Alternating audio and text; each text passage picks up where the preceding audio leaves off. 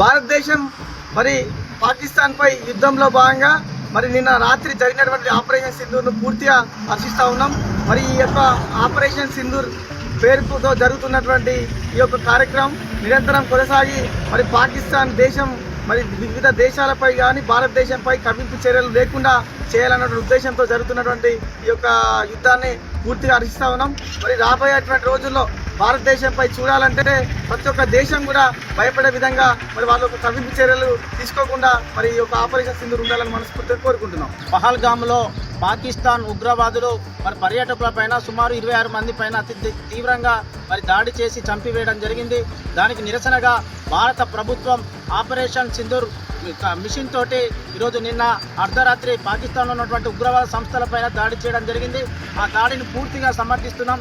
ఎందుకంటే మన భారతదేశం శాంతియుతంగా ఉన్నటువంటి దేశం పైన పాకిస్తాన్ ఉగ్రవాదులు తీవ్రవాదులు మరి దారుణంగా భారతదేశంలో చొరబడి అమాయకమైనటువంటి ప్రజలను చంపితే ఊపుకునే పరిస్థితి లేదని చెప్పేసి ఈరోజు భారత ప్రభుత్వం పాకిస్తాన్ పైన దాడి చేయడం జరిగింది.